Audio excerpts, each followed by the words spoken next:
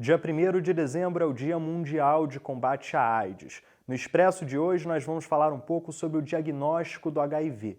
Você vai assistir a um depoimento de um jovem psicólogo que vive com o vírus desde o fim da adolescência. Também vai conhecer as estruturas que o Estado oferece para o tratamento de soropositivos. Além disso, vamos entender a importância da informação para o tratamento e por que as pessoas ainda morrem de um vírus que tem como ser controlado e de uma doença que pode ser tratada. A partir de agora, no Expresso.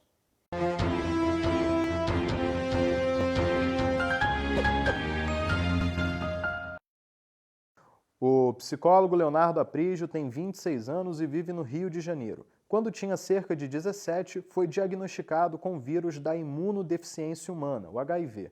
Bom, eu recebi o diagnóstico em 2012, né? Então, naquela época, não se tinha tantas informações como se tem hoje.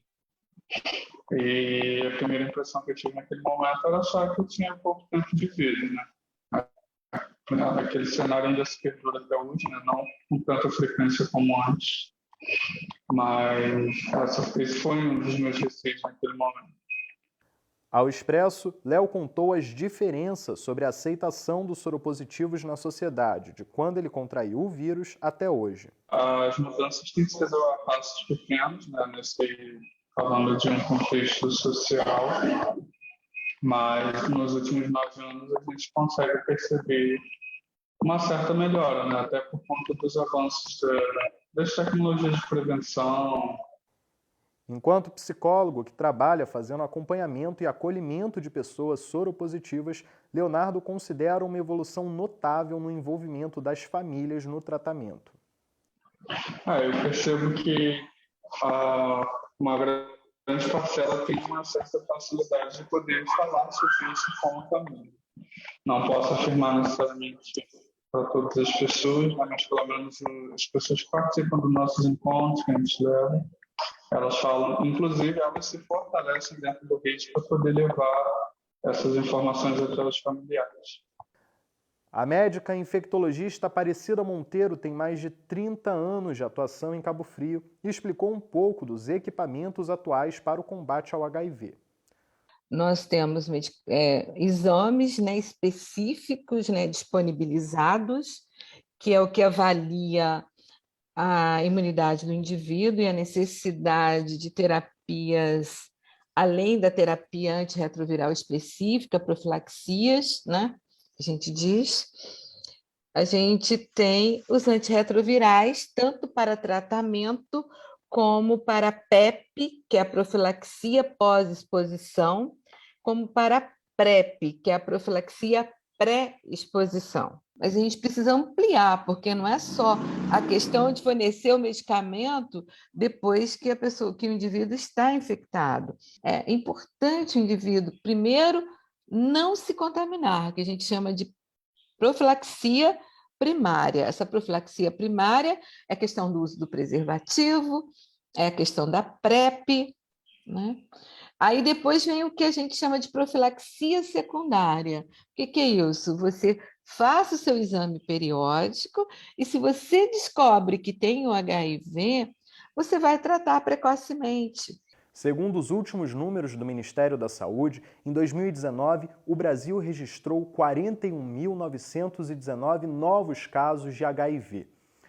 O número maior é entre homens, gays e bissexuais.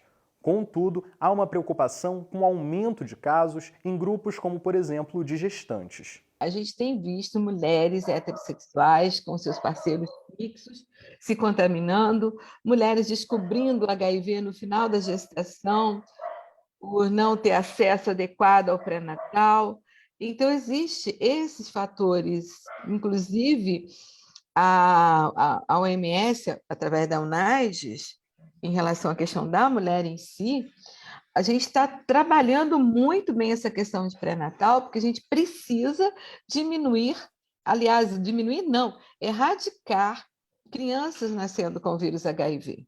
Então, essa questão, ninguém está imune ao HIV, aquilo que eu coloquei, a gente tem visto um aumento de casos em homens que fazem sexo com homens, mas não excluindo heterossexuais, não excluindo mulheres, porque a gente, infelizmente, tem visto que também estão acontecendo esses outros casos. Nos anos 80, não eram realizados testes para detectar a presença de HIV com o intuito de prevenir a AIDS. Só eram feitos esses exames em pessoas que já apresentavam sintomas severos da doença, o que fazia com que a mortalidade pela síndrome fosse praticamente certa.